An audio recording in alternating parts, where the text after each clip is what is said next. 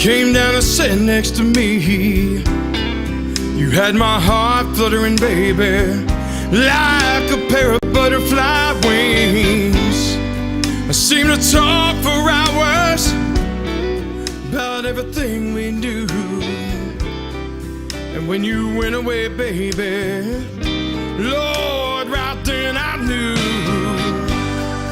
that there's only one woman for me. You showed me things I'd never seen.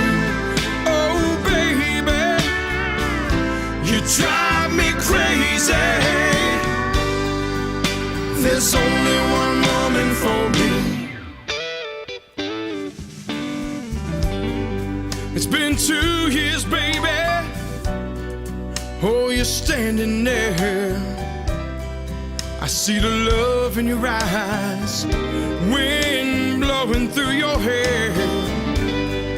Oh, I can't believe it. Oh, the love we share. And I knew in my heart, baby, none would ever compare. And there's only one woman for me. You show me things I've never seen. Oh, baby, you drive me crazy. And there's only one woman for me. We talk for hours, made love on the beach.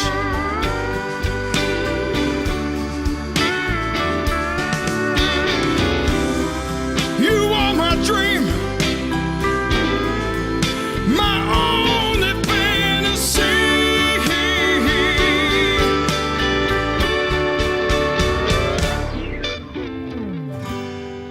Then one summer day, my darling, you went away. You flew up to heaven, you see, got your own pair of wings. Though it broke my heart, I remember everything you taught. There would never be another woman that could mend his heart. And there's only one woman for me. You show me things I've never seen. Oh, baby, you drive me crazy. And there's only one woman for me. You show me things I've never seen. Whoa, baby, you drive me crazy. And there's only one woman for me. There's only one woman for me. There's only one woman for me. There's only one woman for me.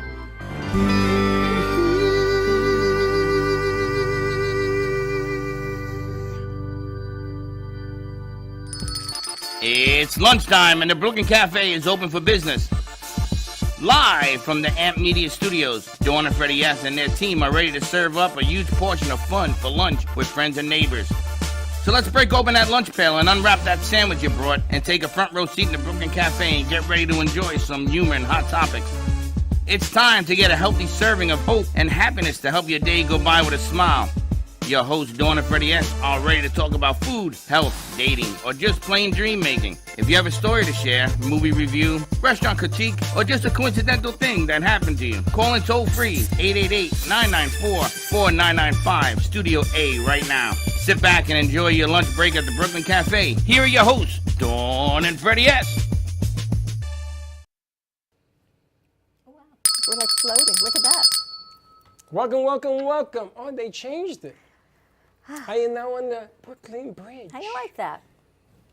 I was somewhere else before. Where were you? I don't You're know, looking some very building. tall. You get very tall. I'm very tall. I am very tall, and you see my friends here. You're blue, I'm red. And I got to be red and you blue because the blue's closer to you. Last time I knocked your head off. You Remember that? No, the whole thing went like. I went unconscious. I don't remember nothing. Your allergies up here, I got to tell you. I don't know what it is. What There's is something it? As up soon as here. you sit I don't down, know. it's like, and there's nothing else up here. I don't know. Somebody put a fish or something up here. I can't even breathe right now. Maybe it's the Maybe candle. it's the candle. Ooh, I don't know. Anyway, say it. Welcome, welcome, welcome. And the song you just heard is a song that we're going to be entering into the October 24th deal. You want to tell them about that? While I blow my nose? Florida Arts Network, brought to you by Frank A. Ruffolo and Richard Sosa. It is a great event happening down in Fort Lauderdale at the Savor Cinema.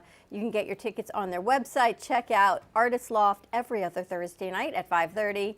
And it's all about submission, and there's going to be 2 awards. And we're one of the sponsors for this event. 2 awards for, I believe it's Best Song and Best Editing on the music video. I'm not sure of the exact categories, but if you have a music video that has been edited, shot, and put together in Florida, it is open for submission. So just send it over to Richard and Frank. And you can get tickets. What's the website for the tickets for them? Do you know? I believe check out Florida Arts Network, because that is what it's all about. They put our events up there also. I spoke to Rich over the weekend at the Savor Cinema. So tickets are available for October 24th. And we're going to be there because our Tuesday night show is pre-recording that week. Are they? So Even we're going to be able better. to be down This there. is fantastic. See that? I didn't tell you because I never figured tell it was me. on a need-to-know basis. You don't tell me didn't need nothing. to know until You like the way I sprung some surprises at you this morning? You You like the way I did that, right? It's Kung Fu Charlie. Is that what it is? I'm just holding tight. Is You were all like, I can what tell the you. hell is going on here? Didn't I tell you my world is so bizarre? It's a little bit, and I just gotta smile and And just What grind did your it say? teeth. That's why the screws come loose on you. pretty much so. Don't grind your teeth. I got to tell you, remember, I don't know if you were there. There was an event that our guest today invited us for a movie premiere that he had at the Movies of Del Rey. Were you there? I was not there. It was on a Friday night. It was.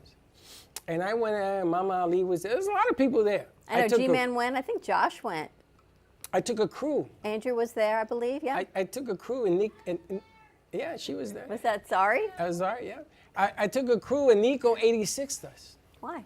Because Nico had somebody that came in and did the film work. Oh, because Nico did, right. And he was the MC. Yeah. And this guy was running around like a chicken without a head, but it was his premiere that night. There was a lot of people there. Yeah, it was. It was really a nice event. I mean, I had a great time, and everyone enjoyed themselves. I was surprised at how many people came. We packed that theater. It's I was funny like, that I wow. don't even know your last. I'm like, you have a last name. You're not Magachop. No. You actually have a last name. I actually have a last Kenny name. Ruiz is in the house, everybody. But Kenny actually, it was his idea when he did that show. It's the reason then that I came up with, let's do the concerts and everything else in the show with the video. Because Kenny was on the screen acting. And I sat there and I said, man, I use a few other languages, but I'm just gonna say, man, I can't believe Megachop is on the screen. Because that's a bucket list, you know? I don't care what anybody says, good, bad, or indifferent. When you see yourself on the screen, It's a trip. it's a trip, right? Yeah, it definitely is. Now, I was in Kramer versus Kramer, a walking piece. I was walking with my bag across NYU, and the guy kept going, don't look at the camera. And I was like, and they kept it in for some reason. I don't know why. It's still there. But I said to myself, but that wasn't a real piece. But Kenny was up there, and it occurred to me, I want to be on the screen. If I'm not on the screen, I want something that we represent up on that screen. So we did JC, and we put the thing in the movie theater. The new one that the crew put together is going to start on Wednesday. We need a new one for JC also. Well, JC's already on it, but the one for Johnny T, October October 19th. 19th is already going to start playing the trailers. But I was so inspired by what you did that night. And I'm not, it doesn't matter about the movie, the actors and all that, that's great. But I was so inspired that this guy gets around so many places. Everybody knows him from the NFL to everything. He's everywhere. He's like that guy when you're in the movie said his face pops up over your shoulder with his artwork, Yeah. right? Yeah. I mean, you got a reputation for everybody knows who you are. You know, it's funny because I didn't really think that way. I didn't realize that. And I actually went to an event, and I was walking in. I was thinking, man, I hope I know somebody here so I could, say hi and feel comfortable with them. And as I'm walking up, a guy runs up and he's like, hey, man, I got to have your autograph. And I was so caught off guard. I kind of looked around like, is this really happening right now? but it's really been a lot of work to get to that point of people knowing who you are. And it was like when I first started, my saying was, work until you no longer have to introduce yourself. And that's what I think I've pretty much accomplished. And he is. You and I have a long way to go. Why? Work until you don't have to introduce yourself. Everybody knows my hat. Everybody knows and you. everybody knows you. At least they know you. Me, they only know my hat. Kenny, they know because he's been with so many different people. Now, he was on the show, The Sixth Borough.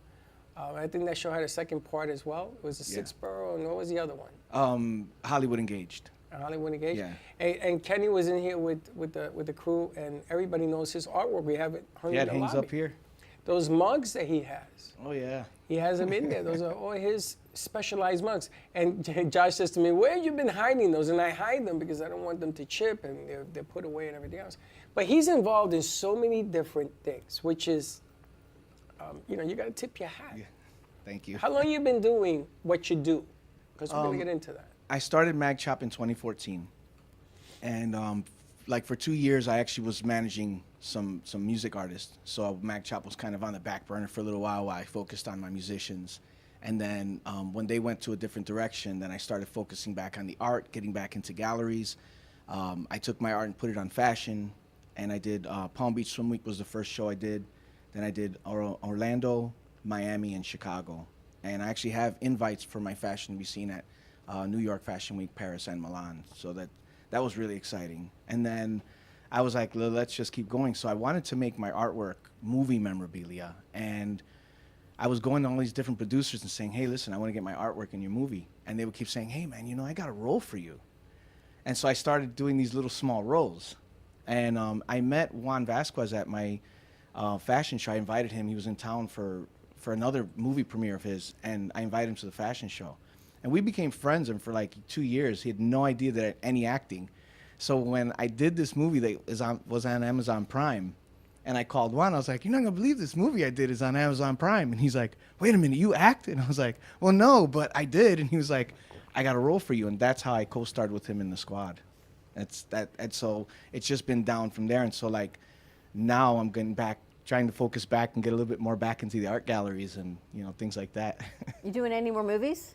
Yes, actually. I'm working on a movie for John Vargas. It's called Side Effects. It's a movie about the side effects of a medication that they give the populace that has a kind of a zombie type of effect. Where is he shooting that, in Texas? No, this one's in here. This is John Vargas shoots down here. I did Negativity with him. And then I'm working on Rise of Hustletown with Juan's directing it. It's somebody else's, I think, story or something. And we're also doing in Houston, Northside. And in Northside, Angel Salazar, who played Chi-Chi on Scarface, he plays my dad, which is really interesting. Now, we met Chi-Chi. Yeah. Up in iHeart. Well, he called one day on the show while Stephen Bauer was on our show, and he called in. But we met Chi-Chi back in the day. It was about 6 years ago. And Dawn didn't know who the hell he was. And Chi-Chi, he left an autographed mug with a marker that faded. Oh, wow. So we gave it to Connecticut, and she still Really? has it. Yeah, Wow. you don't remember Chi-Chi. Now, these movies that you're doing, are these independent movies? Yes. Indies? Okay, so Yeah. there's no problem with the strike because it's independent. Well, the strike is apparently over. Not for the actors. The writer's strike, though. The writers' writer's strike is over. But not the actor's strike. Yeah, and certain actors, I think what's happening now is if you are SAG, you can't do anything. I'm independent. I'm SAG eligible, but I'm not in SAG. So you it'd be can do different. anything. Yeah, pretty much. But if I know that if it's a production that SAG was striking against, I won't work with them until they are right with SAG. Just because It's not right. I think what they're doing is right. They're trying to make sure that everybody's taken care of the way they should be. So, there's a production that I was called about that's got some really big names in it, and unfortunately I can't say anything about it. You gotta wait. If the SAG is over, once Then you it's can do over, then I'll be I'll be shooting hopefully in May in Boston and Maine, which should be pretty cool. Did you ever set out to be an actor? No, It just happened? it just happened, and it's really wild because for Rise of Hustletown, there's two different parts that they're thinking of me.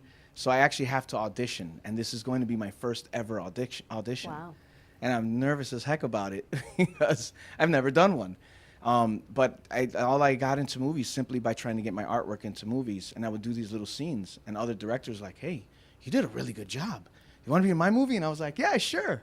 And so it started like that until I started getting paid to do it, and I was like, oh, now I'm getting paid. That's amazing. So when you do when you go in and you read, do you just read what you're supposed to do and ad-lib it, or do you read it and follow the words by words? I memorize the script, but then whatever it is, the director, some directors, they want you to go word by word. They want you to say what they wrote. But with the directors so far that I've worked with, they've all been pretty lenient, and they're like, well, say it where it's comfortable. And so I've been able to like say it where it's just kind of like me. It's me, but just with that mindset of the character that's in the script. Gotcha. I see. I can never be in a movie. I was just word to thinking word. that it would not work. I said word by word. I said, I'm from the Bronx. I don't even know how to read. Yeah, that wouldn't work for you so well. We tried to do a commercial in here, Yeah. and they posted all the words around us and posed. Oh, and no. And I went, what?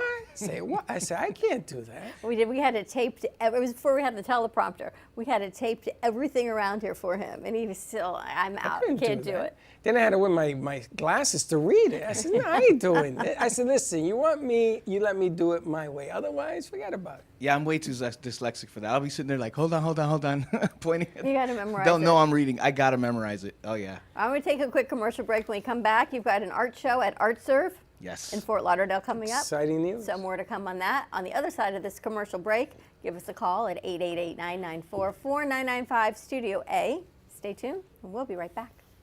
AMP2 Media Productions, in collaboration with True Oldies Radio and Comcast TV, bring you the opportunity to spotlight your business on Monday Night Football on ESPN. By targeting your preferred Comcast region, your commercial will be spotlighted during NFL and NCAA football season, reaching over 1 million viewers. Let AMP help you amplify your impact in the community. Contact us at 866-224-5422 to create your own commercial today. If you're tired of only working for your money and are ready to get your money working for you, then check this out. This is the Transact card, the first of its kind Visa bank card where you double your dollars on every transaction. Transact card provides you with a system for your money finally works for you. The days of underwhelming 1% to 2% cashback are over. Are you ready to welcome in dollar for dollar rewards, doubling your buying power and creating financial momentum? Look, if you've been trying to save your way to wealth and that isn't working out the way you hope, maybe it's time to try spending your way to wealth instead. Learn more at gman.mytzt.com. That is gman.mytzt.com. Do you have an idea for a show or a podcast? Do you want the opportunity to be on TV? Amp Media Productions is partnered with True Oldies Real Radio Station and powered by many online platforms such as Roku, Facebook, YouTube, and even Amazon Fire to help amplify your impact. Do you want your voice to reach a wide audience? Call us today at 866-224-5422. Le Sorel Restaurant, home of the authentic Italian tradition, offers a large menu that consists of seafood, steak, homemade pasta, brick oven pizza, and homemade desserts including a wide wine selection. We also have the best bar in Boca Raton with delicious cocktails, homemade limoncello, cappuccino, Italian espresso, brandy, and other specialties, open every day with a lunch and dinner menu. For more information or to make a reservation, contact lesorelrestaurant.com or call 561-235-5301. South Florida's Good Time Oldies.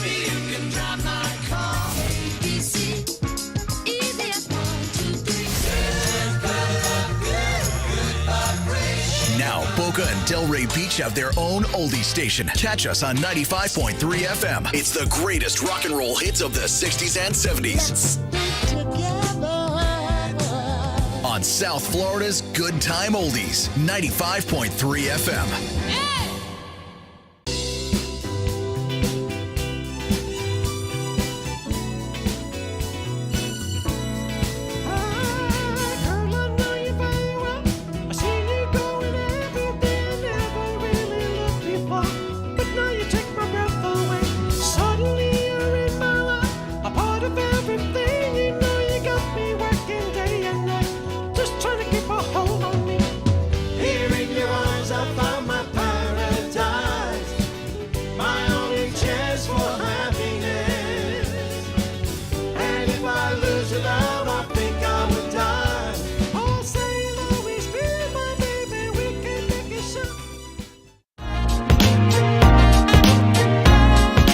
You've been watching the Brooklyn Cafe Show. Join us each day and after hours as we talk about the hot topics to open the conversations and share a few laughs. Now, back to Dawn and Freddie S. Take two. No. Take What? 3. You know, you got to click it on. I don't gotta click. Can you hear me? Welcome. This stupid shirt doesn't clip on. I think it's the mic. I don't think it's the shirt. We got that shirt from Slappy when he was here last week with Messi. The comedian. No, the bass player. Oh, Slappy. Slappy, slapping the bass. Slap it, baby. Right? From ZZ Top and True Rumors. True Rumors, yes. Big meeting with them. I think it's Tomorrow. Friday, Tomorrow, I believe it is. From the guitar. So I'm glad we had that shirt for you because your other bodega shirt was blending in with our screen back here. Listen, I also want to let you know that we are getting into the wine business with Johnny T, who is, this stuff is really good. I got to tell you, not because he's a friend and we're doing the concert with him and everything else, but this stuff is actually really good. So I had the breakfast wine bottle. I never got to the bit. Should I save it for tomorrow? You can save it for tomorrow. Okay. So I have to ask you, what did you tell Johnny T about my eating? I'm sorry? Because he says to me, what can I bring for you? Because Freddie says you don't eat everything. I go, well, I drink wine and I pretty much eat it. He goes, that's not what I was told. What did don't you eat tell him? nothing. I eat everything. Johnny T is in the food business. So the So thinking. he wants to know what to bring me. A case of wine is lovely. Okay, so tell me A your bottle. wine. I did. Okay. A bottle of wine. But he was talking food. When you talk to Johnny, it depends on what it is you're talking about. So if you're talking wine, he has 18 wines. Oh, wow. 18. He's bringing them all tomorrow, actually. It's amazing. Taste testing tomorrow at the cafe. I didn't think he said open them. I think he's just bringing them. But the other thing is that he does food. So he can cater the event. So let's say that we're doing his music event, and if I can talk to the Movies of Del Rey or whatever, they will cater the event for people. They can sell food. The host can sell it. They can give it, whatever they want to do. So yesterday we were talking about food because he brought in some spaghetti for J.C. Dreesen. Gluten-free, right? Gluten-free, because she said she couldn't find gluten-free spaghetti. And he said, here. So brought her 2 boxes of spaghetti. So you got caught up in the I title. got caught up with the food of what it is. I got pizza coming on Friday. You do? Hand-prepared individual pizzas, yes, from Denise Marsh. Remember Steve Joyner was here. What do you got? What time? I want to be here. Pizza, You 12 come. o'clock. You just come. Oh, he's going to be here You anytime. can come whenever you want to come. You don't need an invitation. You've been invited. The background changed again. See that? I feel like I'm moving through the city. You moved through the streets in New York. Look at Do you this. have a favorite place in New York that you used to hang out? Yes. Oh, hang out or favorite place? Two different things. Okay, you choose. Favorite place? The favorite place was Rockefeller Center, Christmas Day, Christmas yeah. night, on the ice with the tree, underneath this tree that was bigger than this building, and just sit there for 5 minutes. Ever get engaged under the tree? Got divorced. That's why I love it so Don't much. ask him about the wedding situation. No, I didn't get engaged. But the best place I used to love hanging out was on DeKalb Avenue on the corner with the boys, with Ivan and them guys. And they used to have the garbage can like in the old days, and they used to burn the wood in the winter. And then we used to go from there to Orchard Beach. And the sand was so hard on Orchard, you could walk on it and it wouldn't make a footprint. And we used to put the beer in the rocks, and they used to play the guitar. My brother used to play the guitar and everything else. I'll tell you, man, what I would give for one day just to go back to that. Back But to New those York- times. New York was magical. It changed again. It's still kind of magical. How about you, Kenny? For me, Chicago. I grew up in Chicago, and there's, I remember I was a graffiti artist, so I remember going Were with my you? friends. You ran around. Oh doing- yeah, going into What the was your training. tag? It was Prome, Prome, and I was with a crew called Chicago Criminal Artists, CCA, and we were actually one of the most well-known crews in the city at the time. The city's probably going to send me a bill after they see this. They're going to be like, "Oh, it was you." I bet now Chicago, like New York, has taken on the graffiti artists to revitalize the area. Yeah, they embrace it in certain areas, but there's still certain areas they don't want it. They So don't want- that's sure. the challenge. The challenge is to get it up there where they don't want it. Do you know Chicago PD? I have a cousin who is a member of Chicago PD. Yeah. Okay, Chicago PD is a show. Oh no, I don't watch. I don't His watch the cousin's show. in I'm aware of Chicago the show, PD. but I'm. I He's like watched real it. live Chicago Wait a PD. minute. Wait a minute. I know real life Chicago. I watched it last night, and one of the captains was getting reamed because he could not control the graffiti in Chicago, which was a problem at one time. Yeah. And I saw the name Prone on the picture on the wall that they show. Oh, 'Cause no way. He was talking about, I swear, he was talking about how they were cleaning it up and all that. And the sergeant, the captain was sitting here and the guy was telling him, oh, so you're cleaning it up, huh? He kept flashing behind him all of these. He says, turn around. He turns around. Prone is on the wall. Oh, no way. On the wall. That's kind of wild. This is kind of freaky. Yeah. She don't believe me. I do believe you, That is because this wild. is what Look happens. it up. Yeah. Look it up. I'm telling you, it's there. And you just said it. And I remember that he pointed it out. And he looked behind me and says, wow, you don't know. And they reamed this captain because he couldn't control the graffiti. Oh, yeah. Well, I was known in Logan Square area, all the way down the blue line to the red line. We all over the trains and everything. My Did you whole surf crew. the trains on the top? No, I never did that. No. But I tell you, one time, we were in the tunnel and the train was coming. And they have like these Inside the turn on the tracks. Yeah, and so there's these little like gaps where you could stand in between. So I guess the workers stand there when the train goes by, but there's a vacuum. Like you're sitting there and you're holding on. Your shirt's like, it's really loud, and then it's like, and it's gone.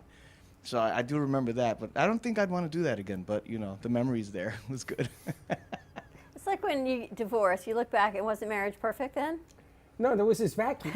There was this vacuum. It's like those things in life that at the moment you think, I can't believe I'm doing this. And you look back and say, that was kind of cool. Wasn't so bad. It's the forgotten gene that we all have. We've I'm gonna tell forgotten you, how bad it was. We used to do stupid things, and one day I was in my black shoes and I went from school to hang out with my friends, and they went to this building that they were building up, and it was raining, and they walked across these planks, and there was a 20-foot drop, and my cousins all ran across because they had their sneakers on, and here I am stuck on this plank. And I'm telling myself, what are you, stupid? You gotta go. And then I had to turn around and go back. I'm gonna tell you, I still have nightmares of that. I That tell was you, the stupidest pressures thing I've of ever being done. a guy in the city, like you just had to keep up with the perfect example. Your shoes just didn't keep up. Keep up. We used to steal in Chicago, did they have those rep boxes for the fire department? I don't remember those. No. New York, they had this rep box. They had the fire department and they had the police department. So you used to raise it and hit. And you used to hit. Oh no! The first time I button. saw something like that was when I moved to Florida. Oh, They they had have it one here? in Coconut Creek. Really? Yeah, there's a park, and so we were sitting there. We would go real late at night. We would press it, and then we'd go hide in the trail, and we watch the cops roll in and stuff like that, and then they'd leave. Yeah, we did all that stuff. Yeah, that was I was mischievous. They used to have a hook in there for the fire department inside this casing. And we used to break the lock, take the hook, put it in the elevator shaft, and the elevators would come down so you could and open the door so you could ride the elevators. Oh, on the no top. way. Remember that? You ever did that? I never did that. No. Dangerous as hell because there's a blade turning that rope. And we used to jump from one elevator to the other. Oh wow. That's like some Bruce Willis stuff. See, I I never didn't did know anything you like then. that. My mother, I got to she keep rest you on in the peace. straight. I keep him on the straight and narrow. And we used to have oil on our face, and my mother caught me one day, and she says, come here, because somebody ratted me out. Corpy ratted me out. And my mother says, you ever come home? So we used to clean up. My Juji made this shop in the basement, and we used to clean out oil and stuff, because it was oily, those ropes. Because you jumped? We used to What are you, jump from one- crazy? No, it was going down, so you had to jump. If you miss, you were dead. Yeah. Why would you do that? Because you didn't want to get caught. You don't want to be the only, The guy that didn't. the guy didn't. Again, Yeah. well, I would never want to be a guy. I was the last one pressures. that did it. The peer I was pressures of scared being to a death. guy. I was like this. We ran across the highway one time. We were doing that's some graffiti. crazy. We ran across the highway, jumped the wall, and they have the trains that go along the middle of the highway. Well, when we landed, I landed right between the second and third rail. Oh, and I'm man. telling you, I stood there for a while and I didn't want to move. Everyone was like, come on. We slowly pulled my foot off, Oh, my from there. God. Then you got to jump onto the platform. Forget about it, man. The things we did as a kid, it was wild. Imagine if your kids did that. I hope they're not doing that. Can you imagine if you ever found out your kids did what you did? I have never told the story about jumping the elevators. Gia wouldn't do it. Freddie would do it. My Not son now. would probably do it. Not That's now, the but- thing. My son would probably do something. He's a little daredevil, so I don't like to tell him too much. And Back if I in the do, day. I tell him, listen, you can't be doing that. You know. Were you ever in the Chicago PD or were you always an artist? No, I was always an artist. He was and, always I thought maybe chased he by was- Chicago Oh, I PD. thought maybe no, I he was chased by CBD. You were always an artist your whole life? Yeah, but I never. It's funny because I did graffiti and everything like that, and I was able to draw people and things like that. And I never wanted to pursue art as a business or anything like that. I mean, I made money on doing people's graffiti names. There was like in high school, stealing JanSport backpacks was a real big thing. So Of course I would, it was. yeah. So I would pay. People would pay me like $20 to do their name in graffiti on their JanSport. So I made a lot of money doing that. But that was as far as thinking about going into business I ever thought. It wasn't until after my mother passed away, I could no longer draw, that I started doing collage art. That's when I got noticed for my artwork. It was the founder of Guy Harvey, Steve Stock, the guy who marketed the Marlins. He married my wife's friend. And so he was at my house and we're sitting there talking. Now, you ever been talking to somebody and they're paying attention to you, but they start drifting off, like something's catching their eye in the background? And we're in my house. So I'm thinking there's a spider on my wall. Because I don't have like normal, regular like ants or like little roaches. I don't have none of that stuff, right? You got the big one. I get crazy stuff in my house. Giant lizards, my cat fought a baby alligator, like all kinds of stuff, right? So I'm thinking, oh my gosh, what's behind me? So I look back and it's one of my pieces. And I just kind of looked at him like, what are you looking at? And he was like, I'm listening to you, but where'd you get that? And I was like, I made that. Like, I really just dismissed it. And he was like, I want to see the rest of them. And I was like, what makes you think there's more? And at the time, there was only like 6. And he says, because nobody does that once. So I took them around my house. I had a few of them hung up. And the ones my wife and kids like, I'd frame it. The other ones, I would just kind of throw them aside because I'm starting a new one. And so Steve stands at about 6'4", and he's standing, he's looking at one of my pieces, and he looks down at me, he goes, do you know who I am? Now, this is where the Chicago came out, and I was like, you know who I am? And he starts laughing. He goes, I don't mean it like that. I mean, do you know what I do? And I said, I think you work for Guy Harvey or something. And he's like, no, he works for me. And I was like, oh. And he's like, what do you know about him? I said, I know he's the world's most renowned nautical artist. And he goes, yeah, you know how I got him that way? I went all the way around the world showing his art. And around the world, I've seen collage art everywhere. I've never seen it done like this. And I was like, really? And he's like, no one's ever told you this? And I was like, well, I did have someone, an architect who was a professor of architectural design, who was the GC for my house. He was actually the professor at FAU.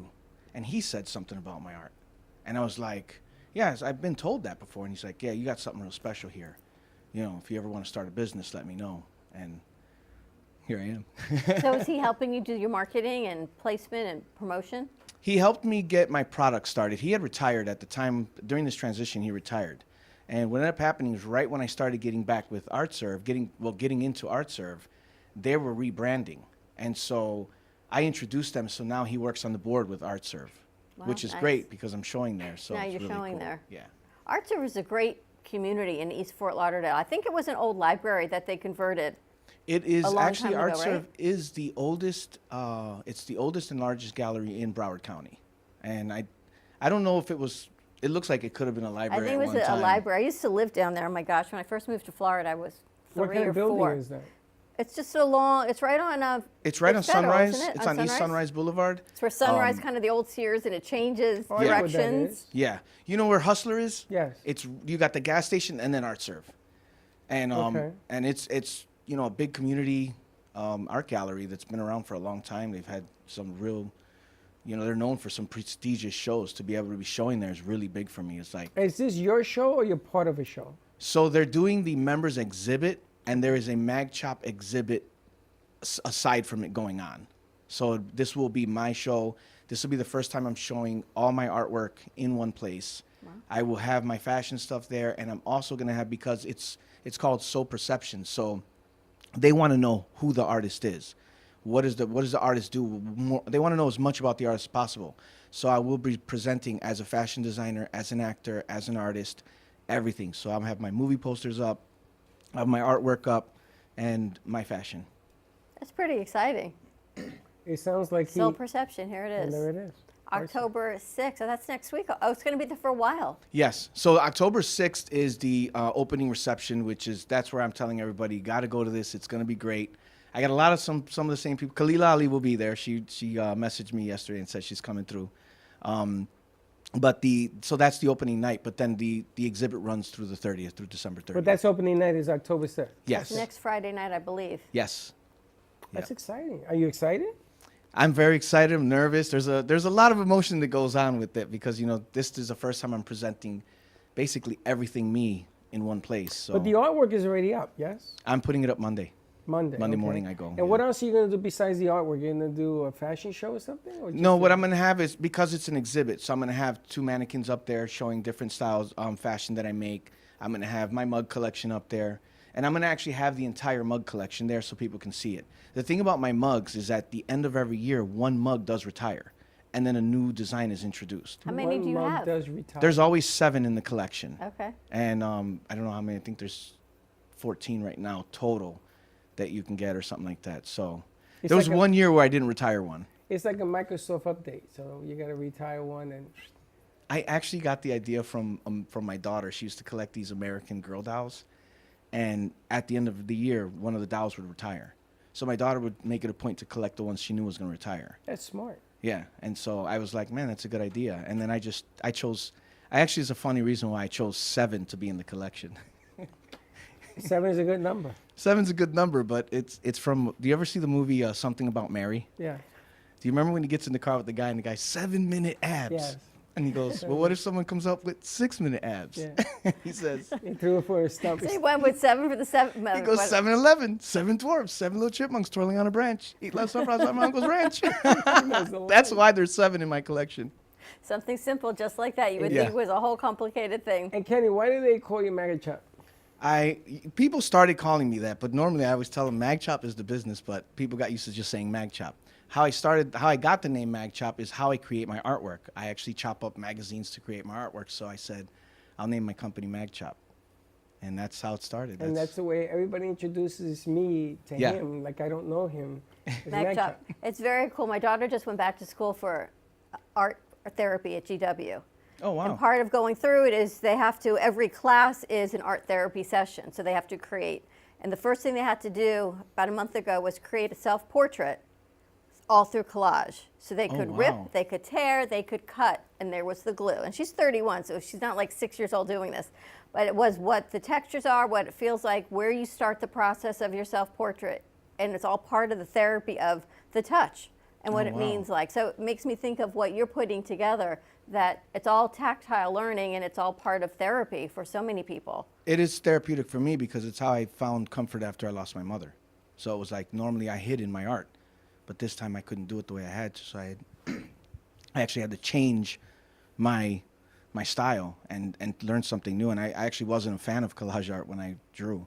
And so it was interesting finding out how in America it's not the most popular medium, but around the world it's actually one of the most popular mediums and difficult to capture. So Well, everything that we have hanging here is all collage art. yeah, I noticed think it's that. in the lobby.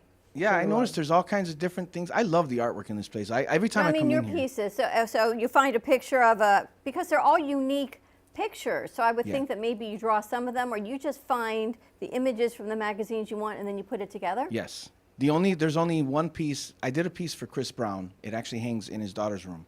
And I wrote Royalty Brown in graffiti. It took me forever to do that, but I remembered my letters that I did, and I wrote it. And that's the only piece that actually has my own handwork. Now, are in it. you allowed legally to cut up other people's images and use them as artwork for you? Absolutely. So I had to learn all this right before, because all my pieces are copywritten. I've even spoken to some of the artists whose pieces appear in my pieces, and they've been very excited about seeing how it came out. But the law is that if it's not, like, let's say I have the Michelin Man in one of my pieces, I'm not advertising another tire, and I'm not using the Michelin Man to advertise my piece. He's just part of the bigger picture. So that way I'm legally able to use that image without any copyright violations because of that, because it's part of a It comes on bigger the picture. public domain. It's interesting. It is, because Things you don't realize as an artist. There's the business side to it. Yes. You couldn't just take other people's images and say I'm using it. You actually have to figure out how you could use it, what you can use. Right. And I had to learn that. And the thing is that when I first started creating these pieces, I wasn't creating them to show people. If my wife or kids liked them, I hung it up. If not, it was just thrown aside. Right. It wasn't until after I was like, well, wait a minute, I'm going to get in trouble for this. So I had hired a lawyer, and she was like, no, the law states, and she broke it all down. So we were able to copyright every single one of my pieces. Wow. And then you transfer those over to clothing and cups. Yes. Smart. They all have different themes? Yes. Yeah. There's a lot of it that has a lot of lowrider theme because of, you know, I'm a lowrider, so most of my magazines that I kept were in lowrider themed. But then I started collecting other magazines to create other pieces. When I was doing the Chris Brown piece, I did a piece called Iron Freedom. It's all about the motorcycle culture. And I actually went to like motorcycle bars and I spoke to riders to get the culture. What's a lowrider? A lowrider is a car with hydraulics, usually on 13-inch rims. Yeah. White wall tires. Have one of those? Classic. I couldn't afford it. You ever seen his car? Mm-mm. Yeah, I got a Buick Regal, 1983 Buick Regal. Everything opens Josh, backwards. you heard that? Have you ever seen his car? Yeah. It's a beauty. Right now it's taken apart and it's in primer because I'm redoing it. But yeah, she's got all kinds of stuff. I got suicide doors, suicide hood, trunk. I took the quarter windows, made them oval. It's etched with Ghost Rider. You kind of collage it, like wrap it? You know what? I've thought about doing that, but you know, I don't know yet. My last lowrider had it. Yeah, my last lowrider had it. I had one of my pieces on the trunk, and it was cool. And I took first place at the 2013 Dub Show. Yeah, but Remember, Gartel had his car wrapped with his artwork. Yeah, but this thing he drives, I wouldn't do that to it. I mean, I would maybe put it on a trunk or something. But yeah, I had it on the trunk, and I had all like patterns, like blue patterns in the paint and everything like that. He parked it out front one Friday night, and I went out there and I said, "What?" And it was his. I said, "What?" I said, "I wanted to spend my time watching. I love cars. Yeah. Love them. But you know, that's a classic right there. It's very cool. Oh yeah. All right, let's take a commercial break. When we come back, let's see some of the themes you've got going on in those mugs on the other side of this break, because there has to be a whole analysis of it. I'm going to get into the. She's an artist by trade. I'm going to get into the visual art therapy of what they all mean. Right? To you or to all of us? Ooh, okay. To him, he's going to tell you what you see. I don't know about He's that. a good businessman. More to come. Remember with the piece I told you at Old School Square, and she was on, and what I thought it meant, she's like, I never thought of it that way. You confuse people. It's the beauty of art. You I do can it even all the confuse time. the artist. And I'm going to tell you something. Either I'm losing my mind or I'm in another part of the city. You're losing your mind. I don't see when they change it. We've been there before. I don't know what that is. It happens when you blink. Is that what it is? That's what it is. I got to blink slower? You can click your heels. I All gotta right, blink faster. more to come on the other side of this 1 o'clock hour, and we'll be right back. Ant Media Production presents Music Night, a once-in-a-lifetime lineup of concerts including Jive Talking, a Bee Gees tribute band, Tony Wilson as James Brown, Johnny T, the Voices of Legends, Frank Dean and Friends with Mike Dutra, and a salute to the veterans by JC Dreesen. Go to events.amp2.tv for more information and get your tickets now. That is events.amp2.tv. Do you want the opportunity to have a TV show or podcast? Now, at Ant Media Productions, you can host your very own visual broadcast anywhere around the world. With our talented group of creators, we will provide you with show elements, board operations, and any on-screen visuals you'd like to showcase. All you must do is log onto your computer and communicate with your viewers. Contact Ant Media Productions at 866-224-5422 or email hello@amp2.tv to start your own show today. Born in Marseille, France, Max Lazega creates whimsical and free-flowing interpretive art. His 40 years in the construction industry created the foundation for his craft. His unique work displays his view of the future with bold and playful combinations of materials and processes, but the methodology remains consistent. He fuses recycled materials and discarded building supplies into a fresh, well-executed approach. Lazega has lived in Miami, Florida most of his life, where he pursues his lifelong passion of creating industrial art. For more information, contact Max Lazega at artworkstudios.org or 786-326-8873. Todo Bello Balloons is a business that was born out of a passion for creating unique and beautiful balloon designs, including balloon bouquets, balloon arches, balloon columns, and more. We specialize in creating unique and beautiful balloon designs that bring your dreams into reality. We believe that balloons have the power to bring people together and create lasting memories, and we are honored to be part of that experience. Contact us and we will bring happiness to your celebrations with our balloons.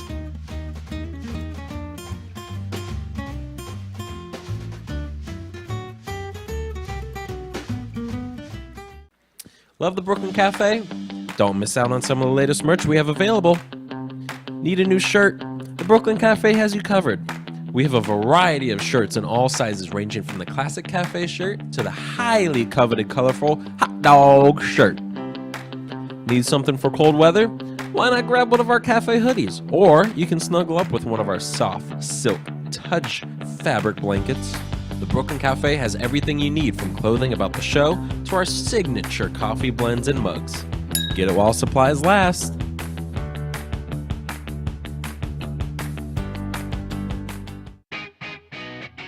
Amp Media Productions is excited to announce our expansion into North Miami. With our experienced team of radio and TV professionals, we are dedicated to bringing North Miami the highest quality audio and visual production services. Whether you need radio or television commercials, podcasts, music videos, or audio and visual storytelling, we can provide the solutions to help you reach your goals. Our team is reliable, innovative, and creative, and we're ready to help you develop the perfect product. With our competitive rates and personalized service, you can trust that your project is in the best hands. Contact us today to get started on your project. 866-224-5422.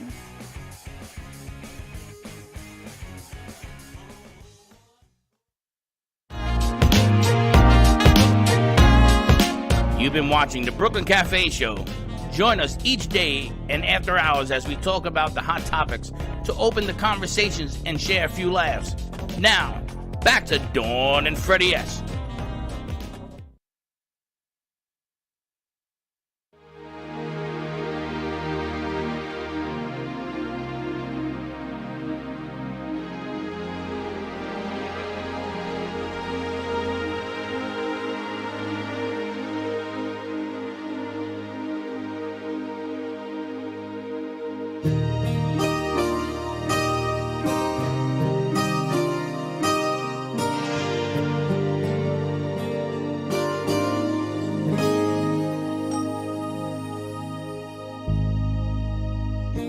Never thought I'd ever make it.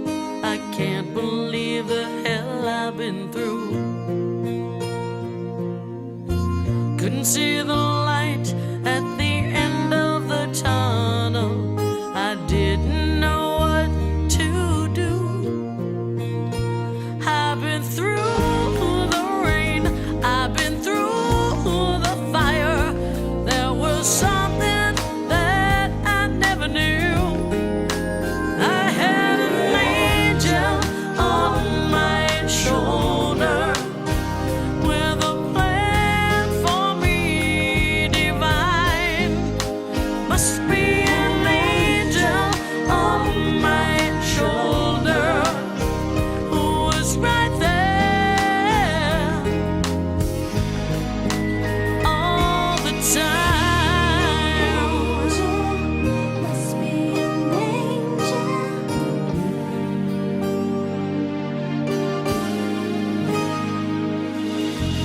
this world can be so cold and so heartless.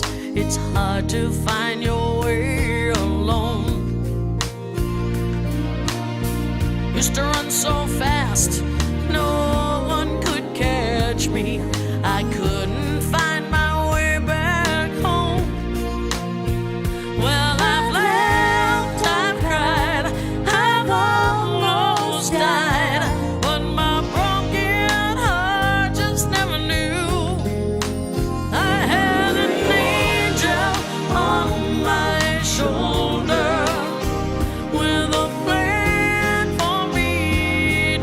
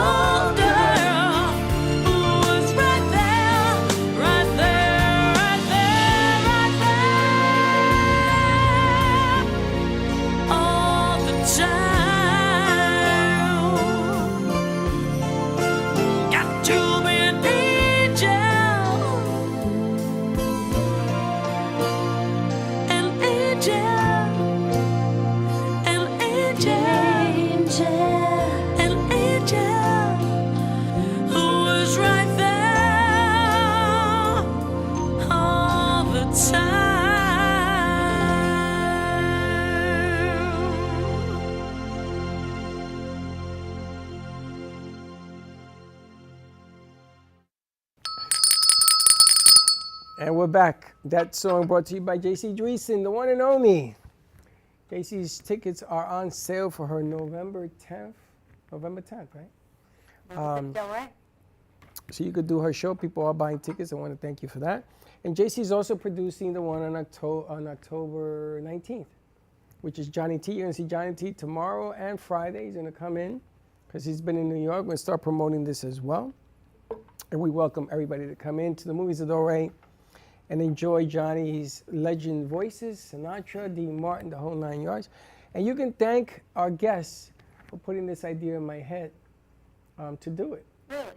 Yeah. When I went to his movie premiere, I left there saying, I want to be up there. And we got to do JC's piece, and she called us up on stage, and there were movies. It was a full house. We had to turn people away. So we're going to move it to the bigger theater this time, where he had his thing going on. But you know, you were the one who introduced me to them to start with. Yeah, but I didn't know what the hell you were doing. I thought you were producing something for somebody else. I didn't know you were in it. Oh. Chicano Squad. That's funny. I thought you knew. No. You know who knew was your biggest fans is Garcia and G-Man. Yeah. Because they used to play act in here every Friday night. They were in their own world. They were reading books, and Zari, the three of them. The three Every of them, Friday they night, were on their the own three world amigos doing their and did thing. their own thing, and they were just having a party within a party, and they just went on and on and on and on. And the guy you had, I keep forgetting his name, on Scarface, the tall guy. Stephen Bauer. He played Manolo. Manolo. The guy that came to the show. Stephen Bauer. I'm in Stephen Bauer's phone. He may have taken me out by now, but he met me in the back. He says, Freddie, you want to be in my phone? Here, put your number. I'm like, Stephen, are you sure? It was amazing. Yeah, he's a real nice guy. I grew up watching these guys on the big screen. You know how? Pretty cool, right? It's unbelievable. Did you just read the article I sent you? I'm changing subject for a second about JFK because I was looking. 1964, the Warren Commission today came out with the ruling that Lee Harvey Oswald was the lone gunman. They lied. But go ahead. So there's a new book from the Secret Service agent. He has been quiet for all of these years about the extra bullet that he found. Did you see the article recently? I had heard about it, so I knew. And then I have a friend of mine who's actually, his dad is involved in something like that, and he told me something he probably shouldn't have told me. So.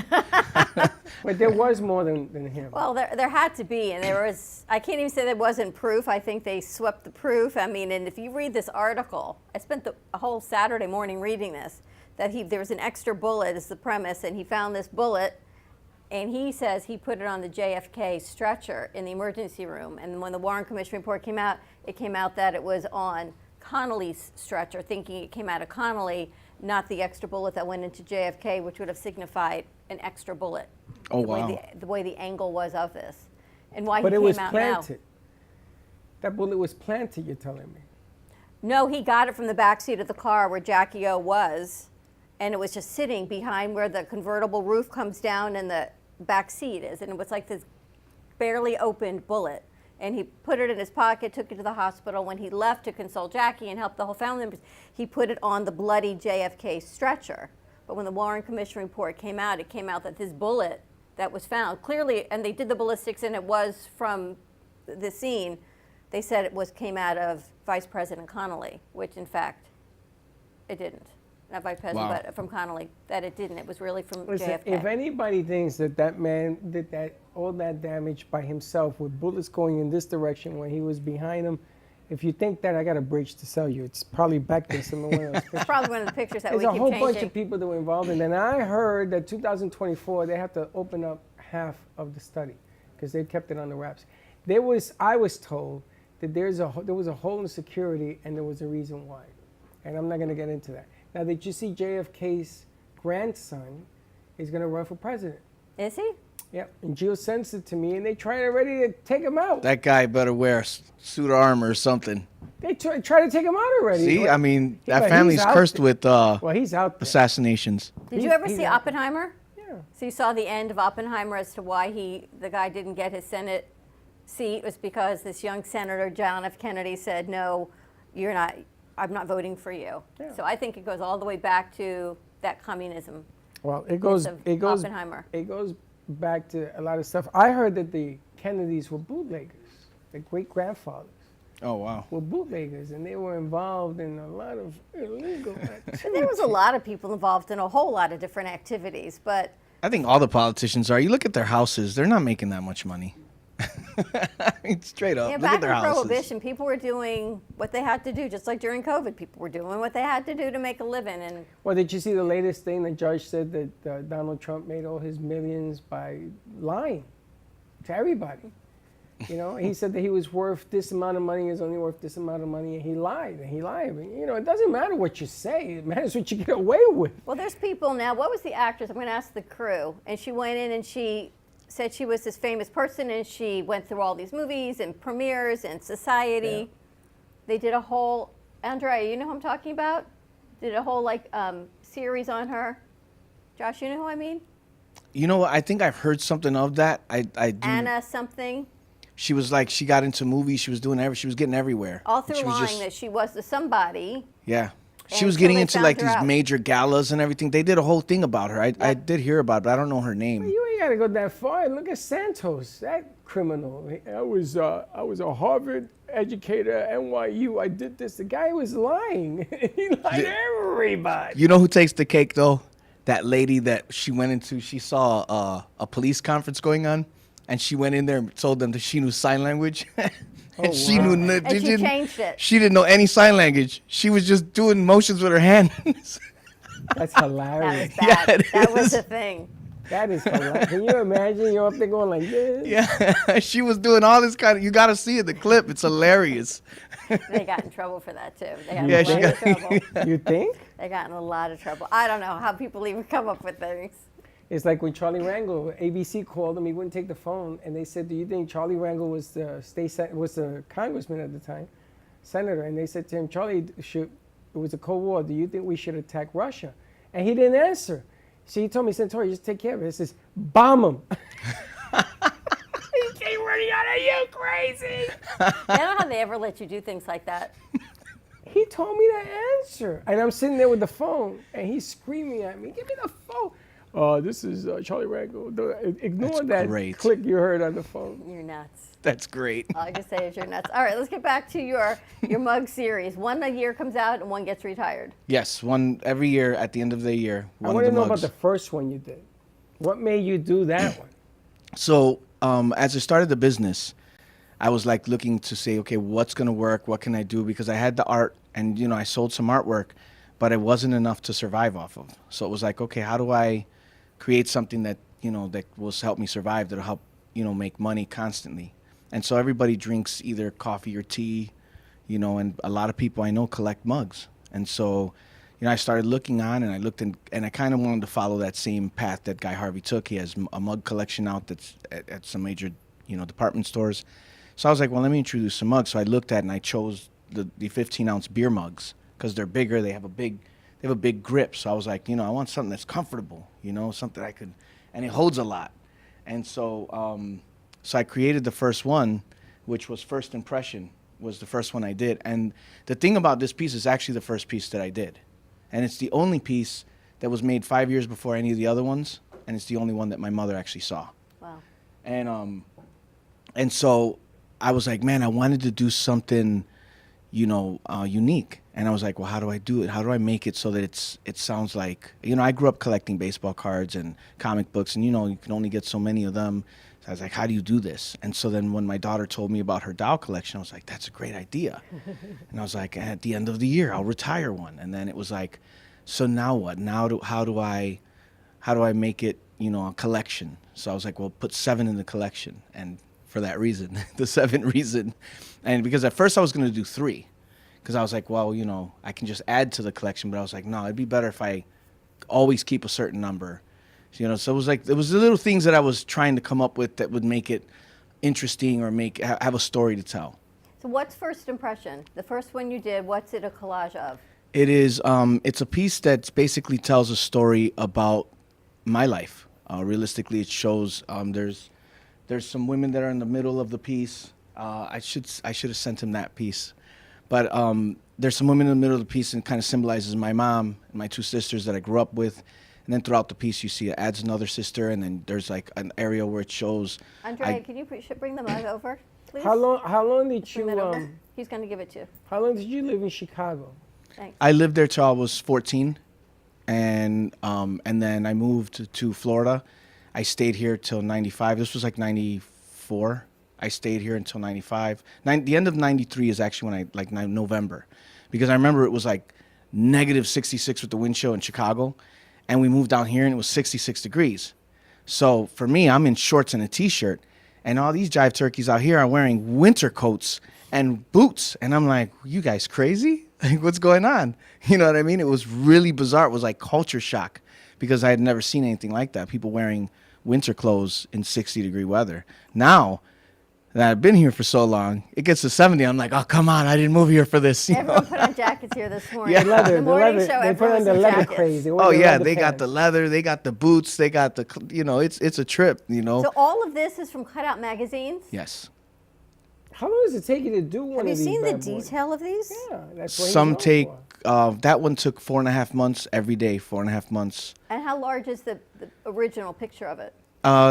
32 by 26, I think. Wow. They average out around that size. The newer ones, some of the newer ones, there's one that's called Intrusive Thoughts, and that one's actually like 42 by 37 or something like that. So what do you do? Read 1,000 magazines a day?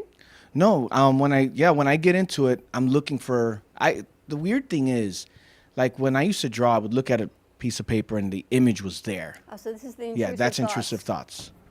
So And this so is like when your brain is just doing a million things. yes, which happens in my brain a lot. So, so to put it down, I see these images in my mind and I'm like, okay, I want to tell a story. And this originally was going to tell a story about some of like technology changes and advancements. I wanted to do like that. But at the time that I was making this piece, I got a phone call that they wanted me to host the Lowrider Magazine show, which was like a dream come true for me. And so I just started adding, like my intrusive thoughts took over because I was so excited about that you'll see a lot of Lowrider influence. And it just talks about that. So that piece, Intrusive Thoughts, just shows you that how things can change, and sometimes those intrusive thoughts win. They're not always bad. So this is therapeutic for you. It's what's going on in your mind at the time. It depends on what I'm dealing with. You'll see that come out in the piece. And sometimes if I take a couple days away from the piece and maybe I'll start working on it when I'm in a better mood, you'll notice some of the pieces have lights and dark areas. You can tell the mood I was in by the area of the piece that So I'm you working do on. one of these is one and done. These are exclusive ones. You don't replicate them. You don't do anything like that. No, the only thing I could do is I take them and I have them digitized. So it's really a process. These massive towers of lights get put on them so that there's absolutely no shadow. And then they're scanned with this. It looks like an old school accordion camera, but it's all digital. He slides this thing into it and it scans it. And it scans at such a high resolution, I can put this on the side of a building and it won't be pixelated. Wow. Like maybe like he does, where he scans You see the anything. machine. Yeah. And the amount of ink it takes. Right, to print it out. Oh, yeah, it takes. And so It's I do giclée on canvas and I do museum paper giclées, reprints. And everything is available for sale on your website? Absolutely, yes. It's pretty. Including the mugs. Including the mugs, yes. And what is the website? Magchop.com. It's magchop.com. And has it sustained you, the mugs? Yes, they're my main moneymaker is the mugs. But when I sell like one piece of like one of my originals, that's where like one of my originals I sold and it was enough to pay for all my fashion and Miami Swim Week. Like, it was a lot of money. Let's talk about the fashion real quick. Tell me about the fashion. What's the fashion look like? So the fashion, I started off with women's bathing suits. That's what I did. I showed 20 different designs at Palm Beach Swim Week. And then I went into athletic wear and athleisure wear, where it's like leggings, like they're like leggings, but they're like super high quality, because I was really particular about that, because I figure if my wife and my daughter are going to wear them, got to make sure that they're not see-through like the other leggings. I don't want nobody seeing that. And then, I did an interview one time, and the girl had just come from exercising, and she was wearing her leggings, and you could see all her sweat marks. So I found materials that, because it looked, it didn't look good. And so I found materials that dry fast, and I put those materials together. And so when my leggings, if you're working out in them, they'll actually dry fast enough where you won't have those sweat lines. And it absorbs in a special way. So, I looked at all these little things because I wanted quality. I wanted people that whenever they have my products, they know it was made from quality.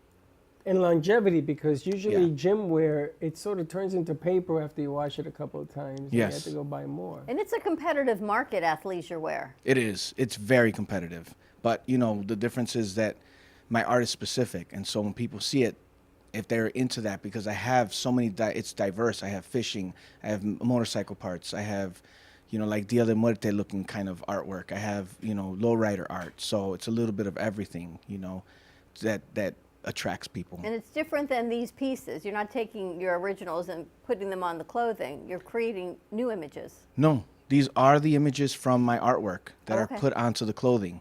And it's sublimation is what I use, the highest quality print that I find. That, and then for the shirts, I use direct to garment. So I had to learn about all these different ways of putting these materials, the artwork onto these materials. Because the artwork is it's so colorful, it's bright, so it's very difficult to be able to put that, you know, on a shirt. You can't screen print it because he's gonna be this thick by the time the ink is dry. You got to make sure it stays. And what is your next, now you've done swimwear, you've done exercise wear, what's going to be your next plateau? What are you going to work on? You know what? I don't know. That's the thing. It's like, okay, what's next? What do I do now? How can I, you know, go to another level? So I have been looking at socks. My son's been requesting me to get socks done. So I'm working on that, but I want to make sure that they look good and that the color looks good. I've actually talked about gym shoes, which I think you know somebody I was talking to about that. Yeah. I wanted to do something like that. I'd love to do like something like with Nike where I can, you know, have the artwork in the swoosh or around something like that. Things like that. So I definitely want to expand and get the artwork more out there. I'm really excited about the gallery showing because I think this is going to be an opportunity for people that normally wouldn't be able to see the entire collection to see it. And maybe I'll get somebody from one of these major brands that says, I want this artwork connected to my brand. Are you Mexican descent? No, I'm Puerto Rican. Okay, But I grew then- up with Mexicans. I grew up with a lot of You know- Mexicans, so that's why you get a lot of lowrider influence. You And do that things. to Garcia all the time, too. Well, And he's from Guatemala. It's close. My dad calls me his Mexican son, so that counts. He's close. Hey, Garcia's close. He's from Puerto Rican Chicago. like you. Yeah, but lowrider is a Mexican thing. It did start off, but let me tell you, go to California, and the brothers out there might differ. They'll argue that with you. No, the brothers got to understand that they took it from those other brothers. Because the Mexicans are the ones that did the lowrider. That's where, you know. Oh, yeah. No, Yeah, the SoCal, Mexicans brought Southern that California. up. They were in Tijuana, they came north. I'm going to tell you because my cousins, remember, Santori has two sides, and I got some low riders on the other side. And I'm going to tell you, and that's why we said, but a lot of things, Dia de la Muerte, that's Mexican. Yeah. You got a lot of Mexican stuff going on over here. Well, I got Mexican family members, so, you know, I got to represent them too. I but I'm mean, we Puerto got to do Rican. something Boricua, maybe, you know, like a Moro or something. I did a piece for an album, and it was great because the album was called Passport to Extort, and it was all themed about Puerto Ricans and a Puerto Rican Mexican. So it was from Chicago. It's predominantly Puerto Rican, so it's very the piece is very Puerto Rican, and it has a Mexican flag in there. It's got a lowrider, but it's got like an RX-7. Back to the Mexican. You know, but it has an RX-7 in there. So, you know, okay. if it's got an RX-7, it's Puerto We Rican. squeezed one in. And you Had did to the squeeze cover it for in. Frank's book, The Operation Retribution. Yes, I did the cover for that. And that picture was actually taken at Palm Beach Swim Week when I was doing my victory walk with my models. And it was funny because my model was holding me because I was so nervous that I kept looking down to see. She's like, keep on, Connor, I got you. You're in the book. Yes. Well, we talked about, after Palm Beach Swim Week, Frank and I talked. He was like, man, I have an idea. And then after Miami Swim Week is when he was like, I know what I want to do now. And that's when he started. So we started talking about some of my stories, some of the things that I got into before I left Chicago, some of the things I got into while I was down here. Because even when I came down here, I had a chip on my shoulder. It was a different person. So it took a lot of growing up. But I talked about some of those things. So he fantasized it and put it in the book. And it's really cool. Well, first you're on the screen. Now you're in a book. Now you're on the cover of a book. Oh, Yeah. chale. So what changed you? You came here with a chip on your shoulder to now. His wife. Well, maturity. My wife. Your wife and your daughter, I think, would probably be it. You know, my daughter changed a lot of my perception of life and how I handle things. There's just aspects of my life. You know, I was facing 32 years in prison at one time. You know, I lost 2 years of my life. I went through a full trial. It was 7 days of a trial, 3 days of a jury deliberating. You know, my life was hanging on the balance. In Chicago? Here. In here, wow. Yeah. And so it was like, there was a lot of things that I've gone through in my life that have made me appreciate life, the people in it. I've lost a lot of people over the years, some of my closest friends. My cousin grew up like my brother. We grew up together. He passed away 2 years ago, and my mentor passed away this year. So it's been a lot of everything that I've gone through throughout my life, from my mom passing, everything has just really affected me, and that's how it's put me in the mindset that I am today. That's why his art is so successful, because it has a lot of soul in it, has a lot of him in it. And I only kid around about the lowrider and things of that nature, but he has sensitivity to a lot of different things that go on around you. Yeah. Which I've noticed, because this man, everybody knows, and he used to bring in all these superstars onto the show, and he used to sit right there. But if you think about circumstances that life gives you, right? And here you were facing 32 years potentially in prison, and what that felt like to where you are now. You look back and say, you know what, I appreciate life. Mm-hmm. Would you do that again to put you in that situation? Probably not, whatever Well, that was. the thing was a mistaken identity. Oh, really? Yes. So it was the worst possible situation that could happen. So it really had nothing to do with you? Yeah, there's nothing I could say. I mean, there may be some things I would do different, but, when you get attacked, you fight back. And so, But there you got to defend yourself. Right. I mean, mistaken identity is mistaken identity. I got to serve in the jury when I was an NYU intern, and they got him off on mistaken identity. Wow. And we had people that called 911 and was like, "Hey, the police got the wrong people." We had to get them to testify. It was a very interesting time. Yeah. It was a really big ordeal. It was There's a something heavy called time. the triangle effect that I was taught by Stackhouse, and he drew a triangle and there was a piece missing, and he walked around showing the jury this thing, and he asked them, "What did you see?"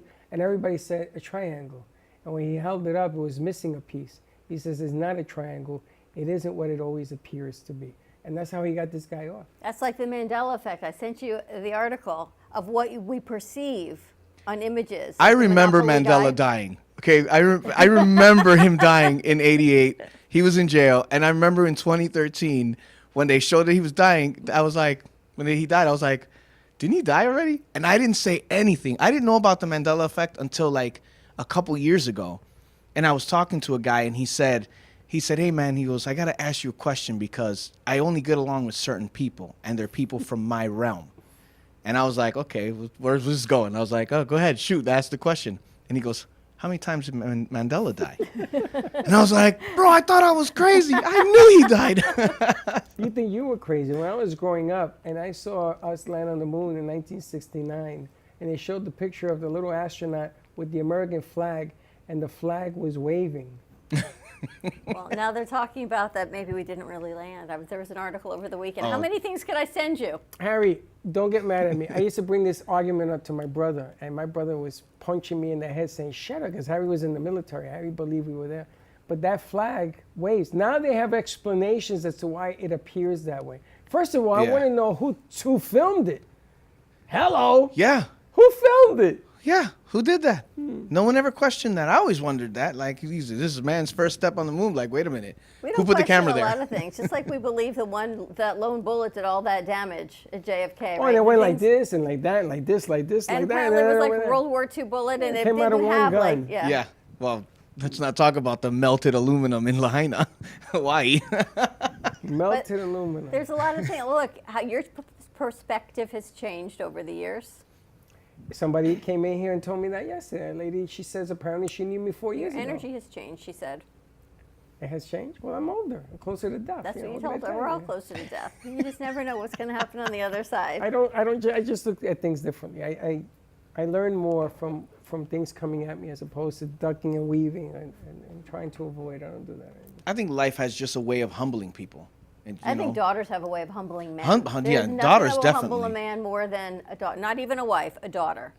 Oh yeah, I got a friend of mine, and anybody's daughter. My wife and everybody's all like, "Yeah, you got a daughter." One of my good friends, he got a daughter, and we're like, "Yeah, welcome to the club, buddy." How old are your daughters? My daughter is 16. Oh. She's gonna be 17, and dating? She broke up with him, and I told her yesterday, "Listen, you're not getting back with him. It's not gonna happen." Wait till she gets married; it changes you again. And my son is 14, so I got 2 kids. That's it. When your kids get married, it changes you again. Especially if she's going to go first and then he's going to go if that works out that way. You'll be a third person. You go to one person, second person, you become a third person. But through your daughter, you realize, you look at your life, I think as a man, and go, what I did, who I dated, this is my daughter, what I want for her is obviously better than anything, more than you can ever imagine. Well, because I did so much, I can point it out. Be like, oh, I know what he's doing. I know what he's doing. I played that game before. It's funny because when we were growing up, we did everything we can, right? To get over, to hang out and everything. And now I tell my sons, I go the opposite. Now you have a granddaughter, though. Now the game's changed. It's a funny deal. Now you got a little princess with a Santori name. It's now I regret totally different. I regret everything that You start thinking of all the things you did wrong. I did wrong, man. I'm going to tell you, oh, Lord, don't spite me. But now you've got all the girls in here that you look out for them. You I see do. what's going on. I do, because when the granddaughter was born, everything changed for me. Again, becoming a different person. And females are, unfortunately, treated a different way on our planet than males. And sometimes you got to look out for them. Yeah. So, but I love that the art, I love what's happening in your life. All the stuff is on super speed and, and good things are happening. It's really exciting. And I got to tell you, so a certain person took an interest in my art. And this guy is actually known as the Picasso of thieves because he is a well-known art thief. There's been movies and things made about him. Yes. Wait a minute. He's a well-known art thief. And you know this for a fact. Oh, yeah. And do you want him to be interested in your art? Yes. Yes, Why? because he's a changed guy. And he's got a daughter. Listen, he had a daughter. He's got 2 daughters. And he did time in Rikers Island, so he's not trying to do this anymore. No, the guy's really great. I went to see his movie premiere, the story about him. His name is Joseito Vega. He's a Spanish guy. Yeah, he's one of ours. 3-finger finale. He's one of ours. But yeah, he actually was a painter, a house painter. He would paint mansions.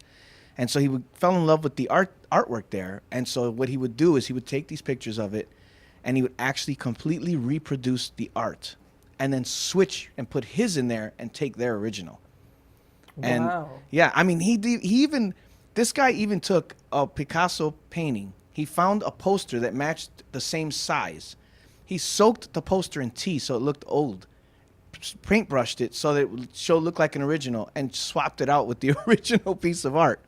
And at his movie premiere, I was asked to show my artwork there. Wow. So I showed my artwork there, and he walked up to it, and the guy was studying it real close. And he looks up at me and is dead serious and goes, I can't reproduce this. So that made me feel good. And he was like, I mean, your art speaks to me, but I can't reproduce this. There's no way I can do this. And so he was really intrigued. So when he found out that I was doing a full exhibit, he sent me a message and said, I'm going to your show. I want to see all your art. Oh, I want to meet this guy.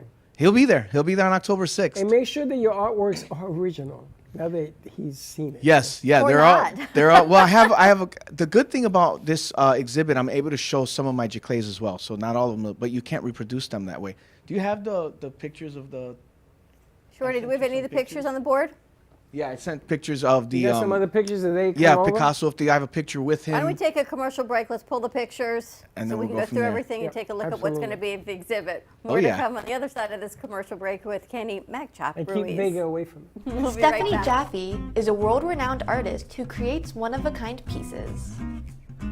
Using a keen sense of color and composition, her vibrant collages and mosaics integrate eclectic elements such as vintage keepsakes and fine china with blown glass and fired clay to create whimsical arrangements. For more information about her work, come down to the Brooklyn Cafe TV studio or go to StephanieJaffeArt.com. For real, take your business, any business, to the next level by joining us at the Global Awaken Trinity Summit. 4 days of opportunities and inside info you don't want to miss, as over 35 celebrity speakers will be live in person to teach you exactly how to make your business take off, grow, and thrive. From marketing tool secrets to the best ways to build relationships, partnerships, and make true connections. Founder Kessa Gooden is putting on this once-in-a-lifetime event, the Global Awaken Trinity Summit VIP Gala and Yacht Mastermind, February 29th through March 3rd, 2024 in Miami, Florida. Registration starts at 9 sharp each day. Bring your business partner, your team, your friends, anyone and everyone who wants real success. For tickets, call 404-992-3971. Tickets will not last, so call now. 404-992-3971. Or visit us online at globalawakenedevents.com, and we will see you there. Hey Kaylee, what's up? Hey, nothing, what's up? Nothing, just looking for music for Grandpa that I listen to while we're in the car. What's wrong with listen to now?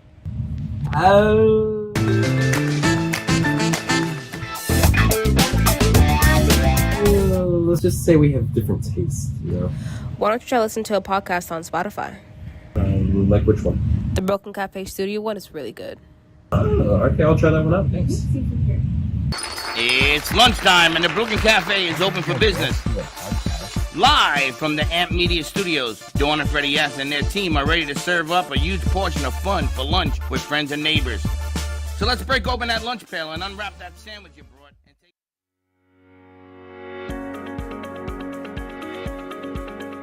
When it comes to protecting what matters most, your family, your business, your peace of mind, you need reliable fire protection. Introducing All Fire Extinguisher Depot, Fire Extinguisher Service. Our certified technicians ensure your extinguishers are always ready to respond to emergencies. Before and after, we leave your fire safety in top-notch condition. Join the many satisfied clients who trust All Fire Extinguisher Depot for fire extinguisher service. Because when it comes to fire safety, there's no compromise. Contact All Fire Extinguisher Depot at 786-704-2750 to get your extinguisher service today. Your safety is our priority. That's at 786-704-2750. All Fire Extinguisher Depot, protecting what matters.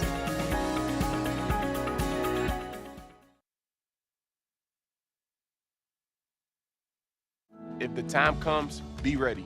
Learn CPR and join the nation of lifesavers. Nearly 3 out of 4 cardiac arrests that don't happen in hospitals happen in homes. CPR saved my life. I've teamed up with the American Heart Association as a national ambassador to help create a nation of lifesavers, turning bystanders into lifesavers through CPR education and access to AEDs. Join me to ensure everyone has the chance to live longer, healthier lives. Visit heart.org/nation. If you've been injured in an accident that's not your fault and you don't have an attorney, listen up. We have legal professionals standing by to answer your questions and tell you what your case is potentially worth. Hi, I'm Gina along with spokesman Rob. So Rob, tell the folks at home who should call right now. Just like you said, Gina, anyone who's been injured in an accident that was not your fault, you don't have an attorney, give us a call right now. We're going to answer all of your questions and we'll let you know what your case is potentially worth. Thanks, Rob. You heard it, folks at home. Pick up the phone, call now.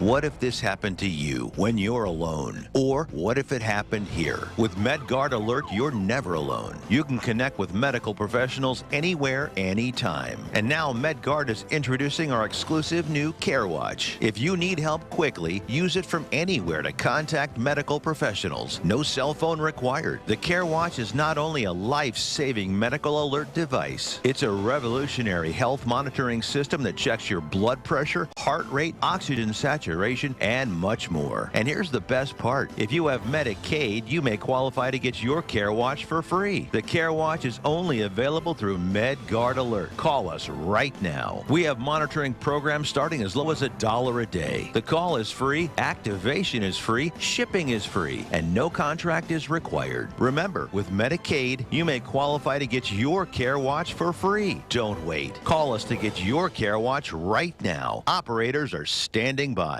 Everybody wants cheap airfare, but where do you find it? You call Low Cost Airlines. They specialize in cheap flights, discount hotel rooms, cheap car rental rates, and with a best price guarantee. If you want the lowest prices on your airline tickets or other travel services, call now.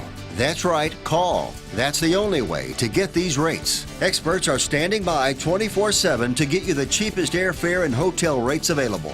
So don't wait. Call now.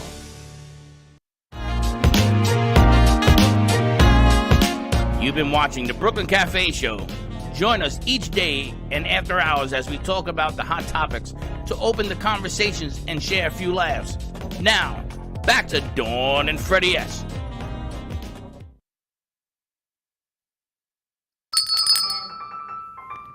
And we're back.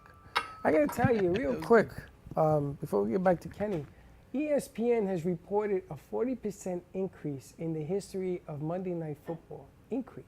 First time. That's probably because the Jets game had over 27 million people watching. That's a record for Monday Night Football. And then I heard the Chiefs had a record in ticket sales after. The Swifties. Exactly. Now The all Swifties are taking wanna over go the Chiefs fans. This is unbelievable. I'm gonna go to FAU, find somebody. Her name is Taylor Swift, and bring her in here, and then put a big dot over it and says, "Come and meet Taylor." Isn't that amazing? Does your daughter like Taylor Swift? Yes. She's a huge Swiftie. Oh my goodness. Everybody's a Swiftie. She's a huge Swiftie. It wanted me to buy her a ticket. The ticket's like $500. I'm like, get out of here with that foolishness. And think how No. how many people went to that foolishness. And now the Kansas City Chiefs, their ticket sales are exploding. Yeah, and the Travis Kelce jersey is selling off the charts. Well, I mean, listen. He's good at promotions, all I can tell you. I hear a rumor they're gonna be at the Meadowlands on Sunday when the Jets get destroyed by the Chiefs, and she's gonna be there. Can you believe taking her on the road?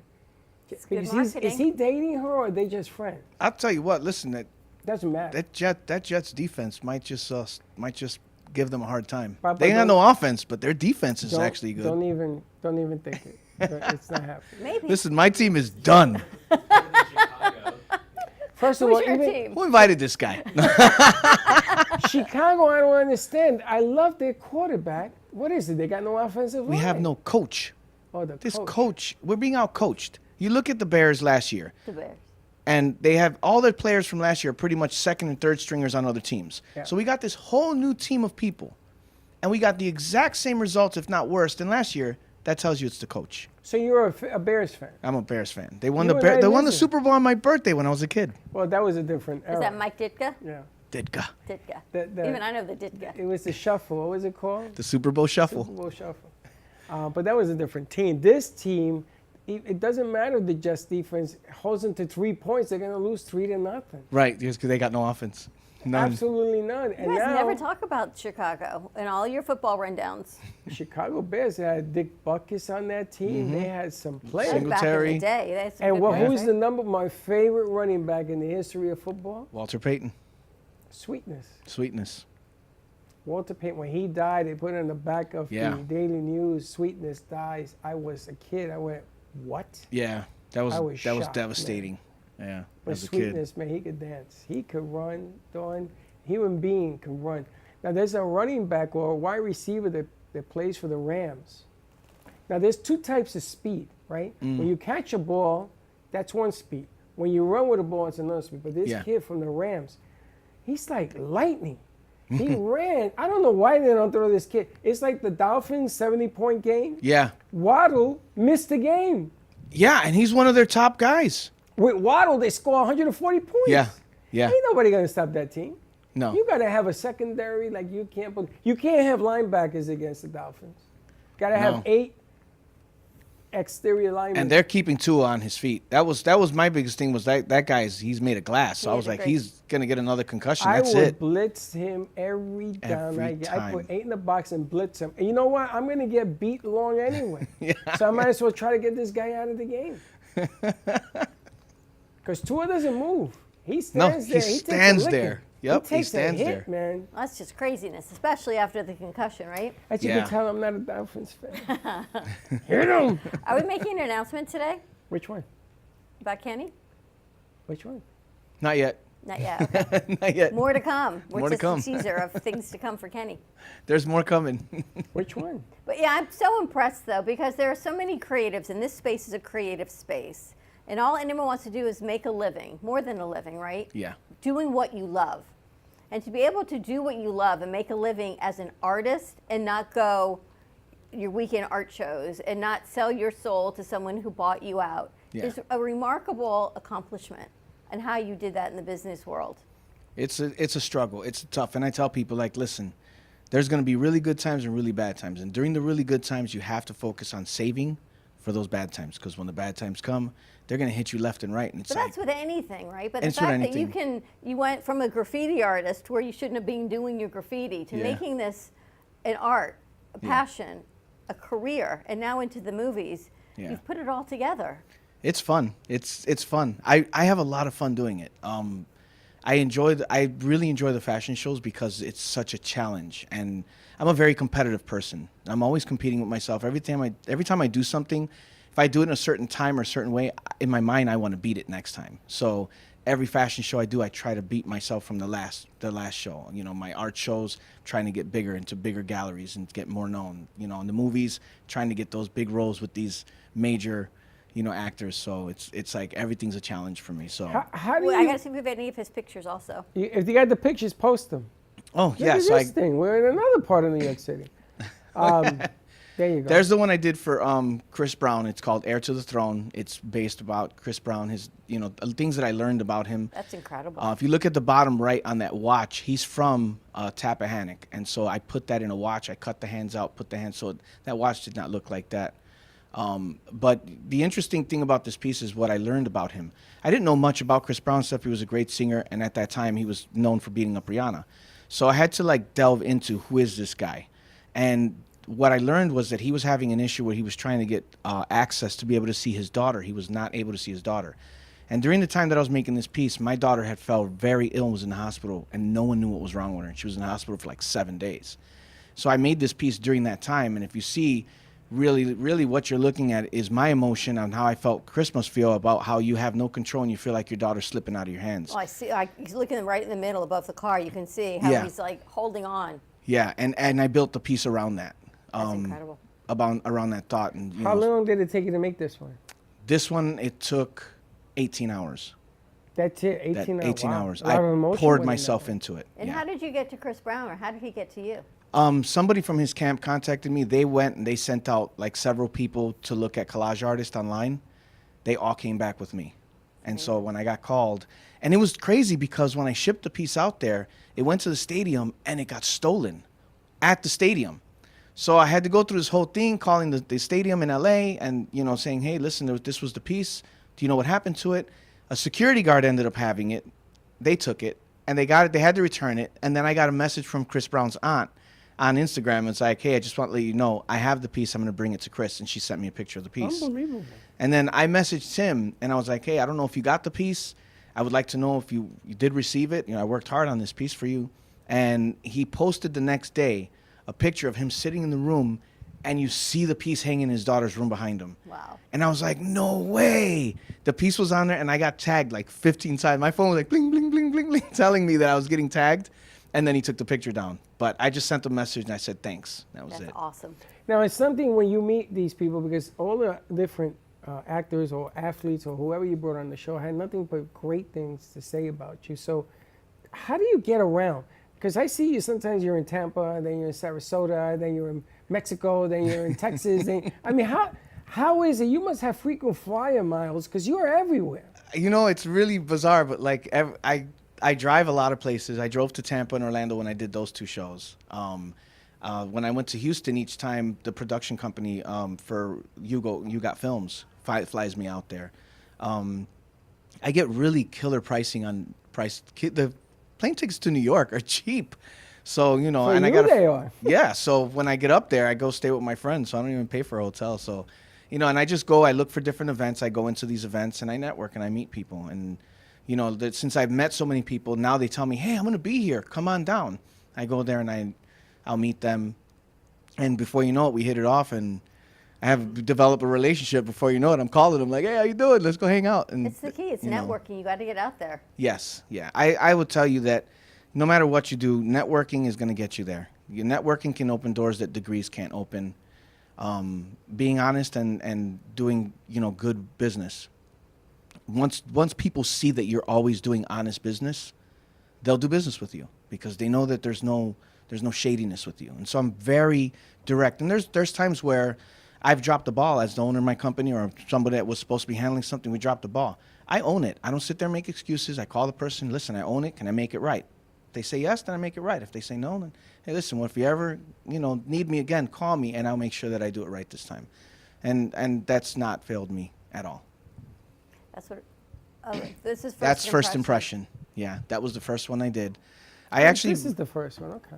Yeah, I made that one because I worked for American Royal Arts at the time, and I worked for this guy Jerry Gladstone. They were the entertainment fine art leader for 25 years, and I would look at all the way these artists would sell their artwork for these big money, and so I asked him one day. I said, "Why is it that people spend so much money on this art?" And he says, "Well, because they want, when people walk in their house, they want to see something that they want to show them something that reminds them of who they are. It tells a story about them." And so I was like, man, I want to do something like that. So I decided, instead of drawing, and I could draw at the time, but instead I wanted to capture something different. So I made this collage, and it's really all about who I am and my life and things that I've been through. It really tells a story. And so I made this piece, and it was like, after I made it, I actually gave it to my mom. And then it hung in her house for a while. And when I bought my house, after my house was almost ready to be moved into, my mom brought the piece. And that's when the GC came in and he saw it. And he was like, "Listen, where did you get this?" And I was like, "Oh, I made it." And he was like, I'm a professor for architectural design at FAU. I had my students do collage. They didn't do anything like this. I want to take this. So he took the piece and he showed his students. So it was the first time that somebody told me, I'm like, all my friends like the piece, but it's the first time I was told by somebody who was like, in an educated platform, that they were like, there's something special here. And I met an artist when I was doing the Miami Fair Expo Center. I was working with Lowrider Magazine, and I had my own booth there. And so there was an artist that flew in, and he had just come from Europe. And apparently Europe, there's some art school there that focuses and hones in on collage art. And he had a 3-hour layover in Miami, so he stopped at the show and he stopped at my booth. He bought 3 pieces and was like, "I'm going to get rid of everything they just taught me at this school. I want to teach this."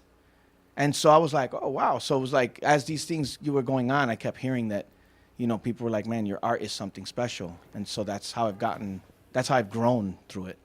The placement of the pieces that you do, to me, is what intrigues me. Because it's not like you're just slapping it on there. You have a plan. Yes. And you're putting things in certain aspects that relate to other aspects that relates to the eye. Yeah. And I see that. So do you plan what you want, or do you wait until you see it till it inspires you? I pretty much know what the piece is going to look like before it's done. Really? And I have to find the images that match what's in my mind. That's even more difficult. Yeah. So I have a piece right now that I'm stuck on because I can't find a piece that I need. So I'm probably just going to draw it because I'm tired of looking and I want to finish this piece. I was going to ask you, so you don't draw anymore? No. It doesn't look right. It doesn't come out the way in my mind, I can still draw some of it, but it doesn't look as good on paper as it did in my mind, where before it would translate, and now it just doesn't. So I just do collage. How art has changed. And do you have tattoos? Yeah, and I drew my tattoos. I have a tattoo here. It's actually Lady Justice, and she's peeking, which had to do with my trial. I have a piece here that's like an anchor, and it has my mom's last text message to our family. I have one here that says "forgiven," that, basically when I got out, I felt like I was forgiven. And then I have the Trail of Tears on my arm that my dad used to wear that on his belt buckle. So I figured I'd honor him before he goes. He could see it. Yeah, There's a whole lot to this man. Yeah, I know. You would think that because a lot of people see Kenny and they shake his hand and they say, "Okay, he's." But that's with most people, right? You never know what anyone's story is, which is one of the greatest things that we get to do here, is learn a little bit about people's lives. Because on the outside, you have no idea what's going on the inside, or past, or stories. You never know what somebody's been through. You never know. What's a secret that nobody knows about you, Kenny? I don't know. I don't know. There's got to be something. I didn't even know you were an artist. That you could draw. I mean, I know you're an artist, but I'm just saying I didn't know. I'm a competitive swimmer. You're what? I'm a competitive swimmer. I can Really? swim. Yeah, I can swim. I'm fast. Really? And to this day, I'm still fast. I trained this girl. She had missed the swim team 3 years in a row when I met her. And I told her, I said, listen, I'll train you to swim and you'll win. Because I was taught a stroke.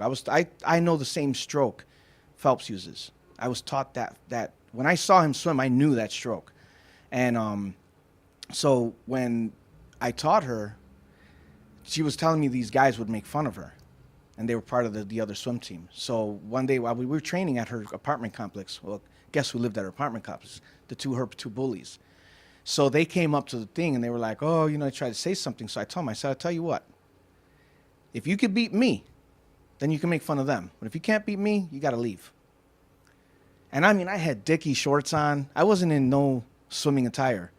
And the guy went, he's like, all right, all right. This guy was, he was height on me. I'm only like 5'7.5". This guy was like 6 feet tall, you know what I mean? But I'm like, all right, and he's in good shape. He's a 16, 17-year-old punk, you know what I mean? I'm like, all right. I whooped him. I whooped him. I was like, yeah. So swimming has a technique. So Phelps, these swimmers have a certain technique. Oh yeah, and that stroke that he uses is very difficult to beat because you're the way your body moves, the way your hands move and force the water around you, you're gonna cut through the water a lot faster. And that so how come nobody else uses it? I don't know. They can't do it. They can't master very it? difficult to master that stroke. Yes. Oh, there you have it. Fun fact. Yeah. So. All right, tell us again about the event at Art Serve. Kicks Art off Serve, October 6th. You can go to artserve.org. You can go to magchop.com. It's October 6th on East Sunrise Boulevard. And what is it? Art Serve's 1350 East Sunrise Boulevard. This will be from 6:30 to 8:30. Nico will be the DJ that night. So I got Nico going to be there DJing the event. You're going to have, it's the members art gallery. So these are all the members of Art Serve that are artists. All these Art Serve, they rent the galleries out there. So this is a chance for all the artists from Art Serve to show their artwork. And I'll be in the main gallery with them, but I'll have a separate gallery off to the side that'll have only MagChop art and MagChop information. Very cool. Oh, now I know the secret you let out. Yeah, it took you a while. It took me a while. Because I've always been a girl. Yeah, we'll put it out. More to come. Kenny, thank you so much for joining us. Kenny Thank you for having me. Ruiz, otherwise known as MagChop. MagChop. MagChop live, baby. All right, It's coming more to your come. way. Watch out now. Ready to wrap this up? I am. Lowrider. I wanna rent the lowrider. You ever been in a lowrider? No. You ever? You never did that? I definitely when we do things like that. If you guys come to the art show, maybe I'll see if I can get one there and take it for Oh, that'd be hilarious. Let me see what I can do. Oh my gosh. All right, check it out. Art Serve, more to come. What is your website, Kenny? Magchop.com. It's magchop.com, and that is also my social media. It's at Magchop, or you can find me at Magchop Fashion. Everything's Magchop. Everything's MagChop. More to MagChop's come. stuff is hanging here in the lobby. It is for sale. You want to come down here? He may even autograph it for you if you're a nice I will. person. All right, have a great afternoon, everyone. Stay safe. Be kind to each other. We'll see you tomorrow, 9 a.m. drive time. Don't be late. Bye-bye. Well, that's about it for today. Even though the show's over, the Broken Cafe is always open for business. You're invited to join the fun every day from 12 to 2. If you missed some of the laughs from today, Dawn and Freddie S. will bring you more good cheer next time. You can follow the Brooklyn Cafe on Facebook at the Brooklyn Cafe TV to rewatch every minute of the show. We'll see you next time.